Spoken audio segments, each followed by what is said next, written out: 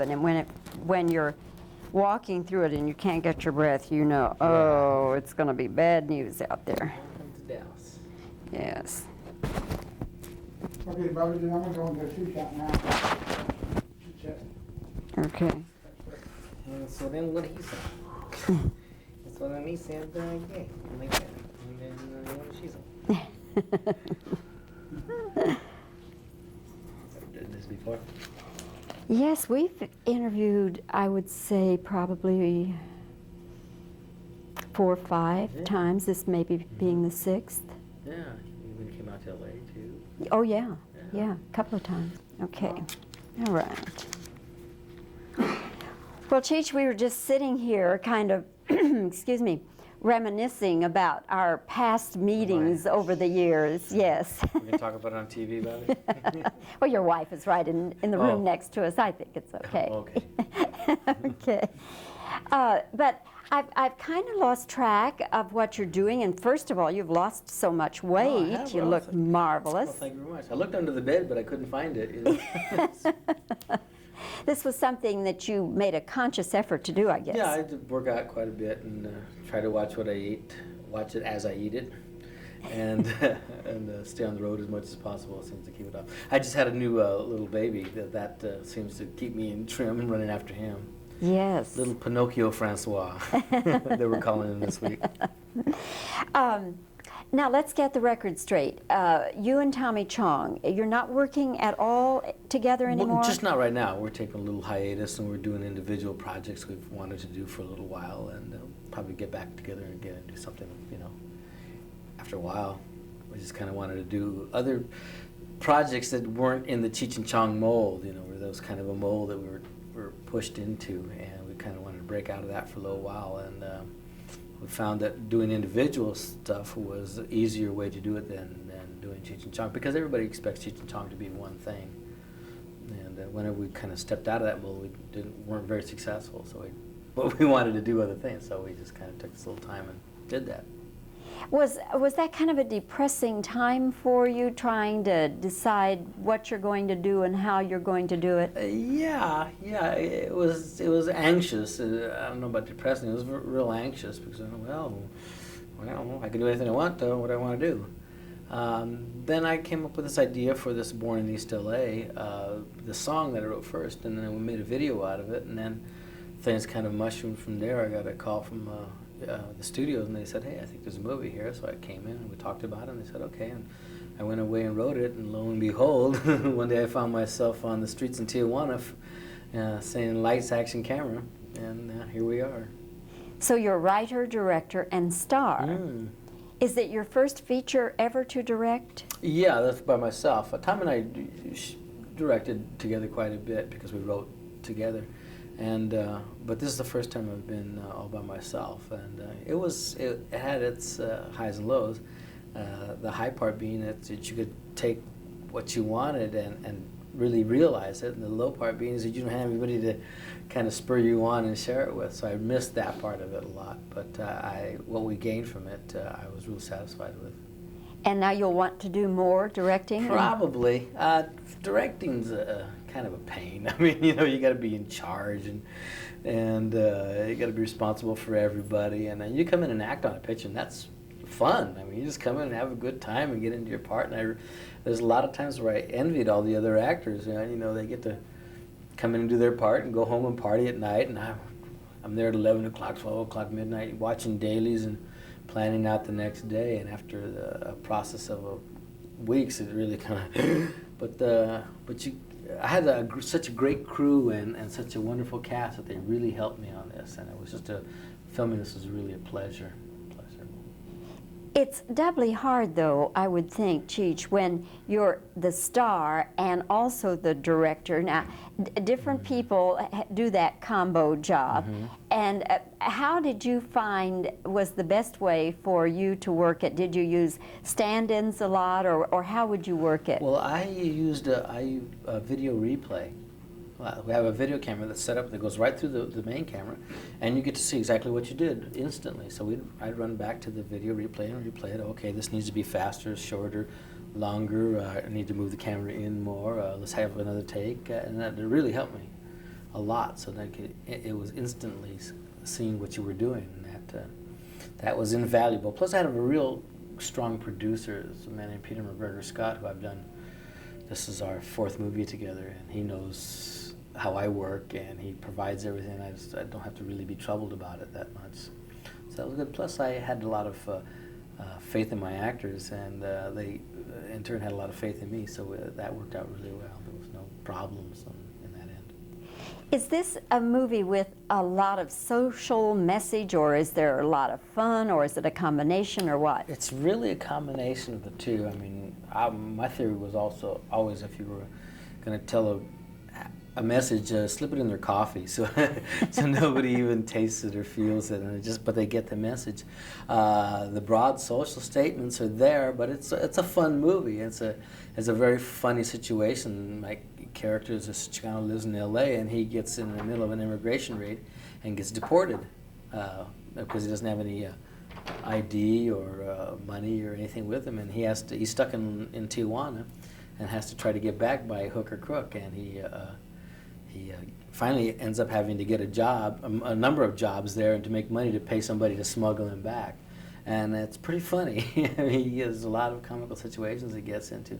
But then again, there's some drama in it too, as well as a little love story that kind of pops up in it. It's a step in the direction I wanted to take to kind of broaden what I was doing before and make it just a little bit, go in other directions.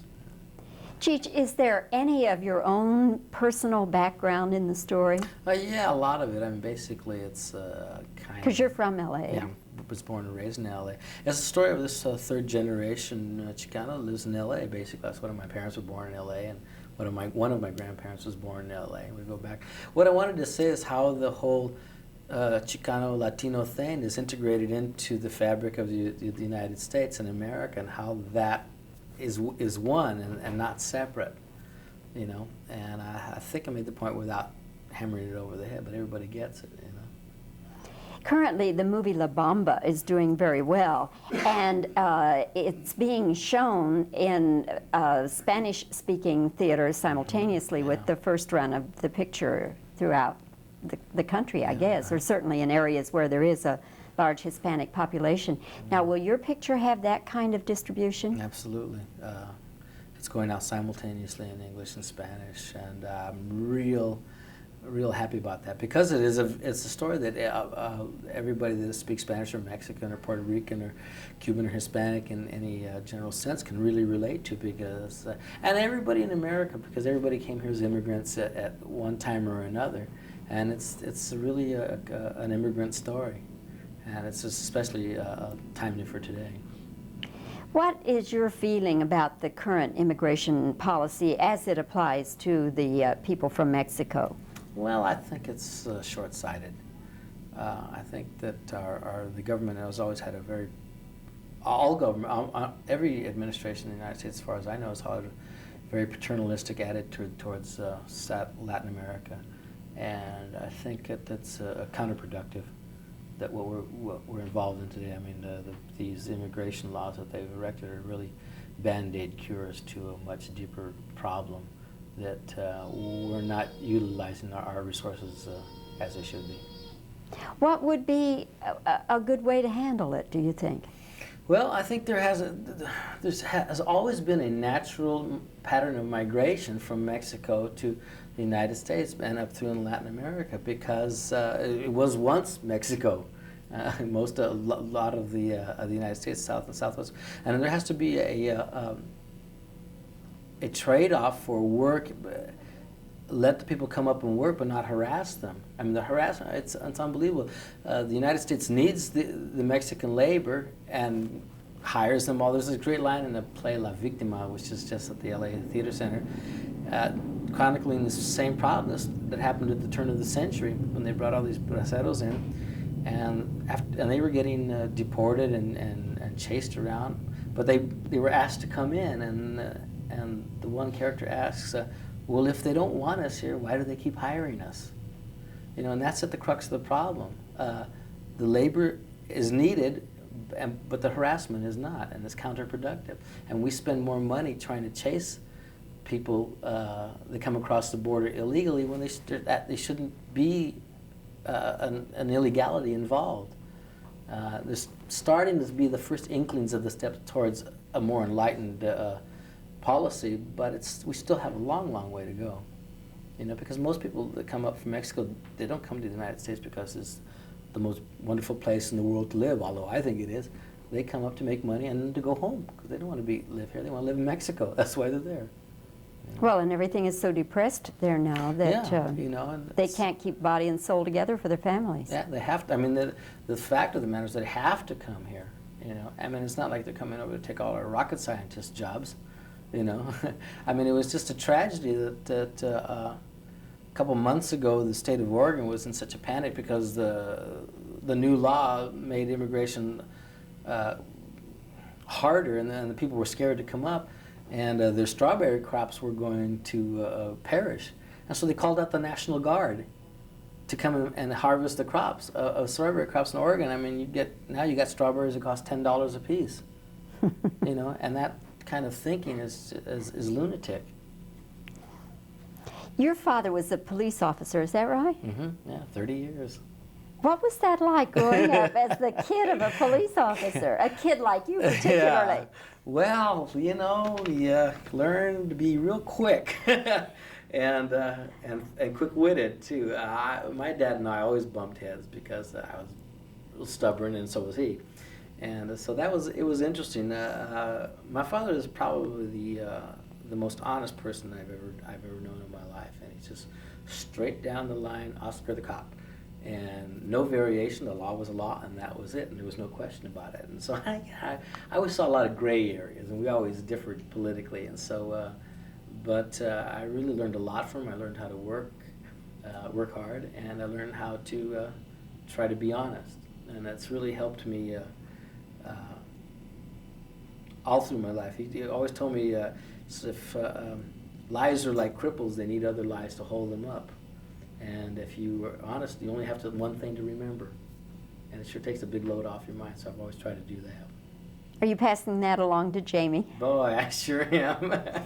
Yeah, he's been a pretty good kid. I have a little son and a little daughter, too, and they kind of seem to go by that as well. It helps them out, because I try to teach them that maybe they did something wrong, but if you lie about it, it just compounds the fact. And if they come to me and can talk to me, then they are not afraid of being punished for being deceitful anyways. Jamie is 2? Joey, excuse me. yeah. Joey He's is 2. Just turned 2. And then the little girl is? My little girl Carmen, she's 8. Ah. Yeah, she's going to be a big girl. She's going to be in 3rd grade now. Ah, yes, yes. You look like a very happy person, Cheech. Right now, I'm at the top of what I've been doing for a little while. I'm real happy. I've just gotten remarried, and I'm very happy. My creative life is going good. My financial life is kind of back in track, and God, I just couldn't be happier. You seem a little more subdued. Well, a little older, I guess. I started kind of lose a few miles on the thing. Yeah. Do you admit to that? Oh yeah, sure. Yeah. I just turned 41. And it's like, you've seen it come around a couple of times. You go, hey, well, I'm not going to get so excited about that. But what I've learned to do is channel my energy creatively instead of letting it fly here and there. I kind of know what I want to do, and I just go about doing it. You know, it's a science, not a science now, but I mean, I don't waste my time anymore. You know. I wonder if maybe you weren't more like this before, but because of the film image that you and Tommy put forth, this wild and crazy guys. Is that right? That's boy, you hit it right on the head. I mean, that's exactly it. You know, we always were like we are off stage. We're kind of calm, subdued. We're both family men. I mean, Tommy has 5 kids, and I have 2, and we led a pretty normal family life, but we had this other image on screen. And what I wanted to do is, after a while, is integrate who I was personally into my work more and more. Because first of all, it's easier, and you say things in another part of your life that you don't say in the early part of your life. You know, and I want to kind of concentrate on those kind of things. I mean, there's only so many faces and smoke a joint I can do in life. You know, I think we were only allowed 10,000 dope jokes, and we had hit it. So that's the thing of the past. No more dope jokes. Well, huh? you know, it was relevant for the times. You know, people comment, "Well, you never got involved in social issues." Well, we were a social issue. I mean, back in those days, you know. You were the one they were pointing the finger Yeah, at. don't be like those guys. But we mirrored the times when that was happening, and nobody else was doing it. You know, so except Pinocchio. We mirrored the times, and so it was a very, it's my boy, appropriate for the times. Now those times have changed, and I'd like to kind of do things that are relevant to today. You know, there's so many social things out there that nobody is paying attention to at all. I mean, it's a shame when I go to the movies, I see comedies, and they don't have anything to do with anything that I can relate to. I mean, you know, they just have this. They're just kind of on this fantasy level. I was talking to this one film critic who had seen the film and he really liked it. And he said, "This is the first time I've seen a real street in a movie in 5 years." You know, I go out down and see the movies, and they're all slicked down and neon, and you know, and it looks like no street I've ever seen. And so I tried to show real stuff because that's 10 times more interesting than anything you can manufacture in a set. Yeah. Have plans for another film, do you? Sure do. Boy, I got a lot Working of on them. it? Yeah, I've got a couple that I'm working on right now. For me, the greatest joy is writing. I really love writing. I mean, it's it's like my solitary joy. I sit there at my little computer, and when something is right, I just really feel it. You know, oh, this is great. You know, and I know how it's going to translate. I know what the work is involved, and I go when I come upon something good, I go, oh, great! I know this is going to be good. You know. And that's really a lot of joy, and I can just sit there. There's no editors at that point, you know. I get the joke and I laugh, and that's great, you know. There's no logistics involved. Well, Cheech, it's good to see you, and I look forward to seeing the picture. I will be seeing it before it opens. Oh, good. I think you'll like it. It's a real comedy. There's a lot of laughs in it, and there's a lot of heart in this movie too. And there's a little bit of drama, but there's a lot of heart, and I think people can relate to it. And I'm trying to expand what we're doing, and hopefully the audience will expand with me. I think this particular project is very worthwhile. Okay, thanks for talking with us today. My Nice pleasure to as see you always. again. Nice to be seen. Yep. Cheech, does this mean that you and Tommy are no longer working together? Well, we're just not working together right now. We both had projects we wanted to do and kind of get out of the way. Okay. It's possible then that you and Tommy will work together? Oh, yeah, that's real possible. I mean, us working together is the easiest thing in the world. You know? Okay. All right. Is this movie in any sense at all based on your own background? Well, the character that I portray is a lot like me. He grew up in L.A. as a third generation. Okay. Fine. All right. How did you manage to be both director and star? I had myself cloned in the middle of the whole process.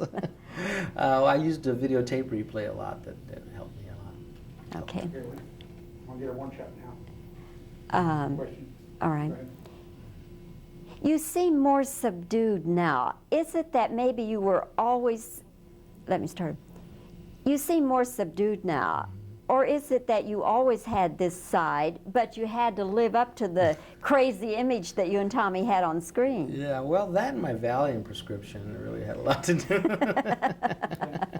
You think you want some non-shots? Wait just a second, let me, Okay. what was it like growing up as the son of a police officer? Brutal, just brutal. It was good. I mean, you know, Okay. it was okay. All right. Okay, and now it's some two-shot reactions. And Tommy, just talk about anything. I mean, Cheech, just talk about anything. Cheech just talk about Tommy. Okay. Let's see, what do I talk about? Plans I want to do. Okay, well, when are we ready? You tell me when. Okay, you see that? I got a lot more movies I want to do in the future. I've been writing. That's really my solitary joy is writing. Got some. I want to do movies about social concerns, but in a comedy context, much as Chaplin or any of those guys did. You know, there's nobody doing that right now. They're all doing, you know, Blind Date or you know, Cop 3 or you know, okay. What's it about? It's about walking into a smoke-filled room. You know, the comedies should be challenging. They should be have an element of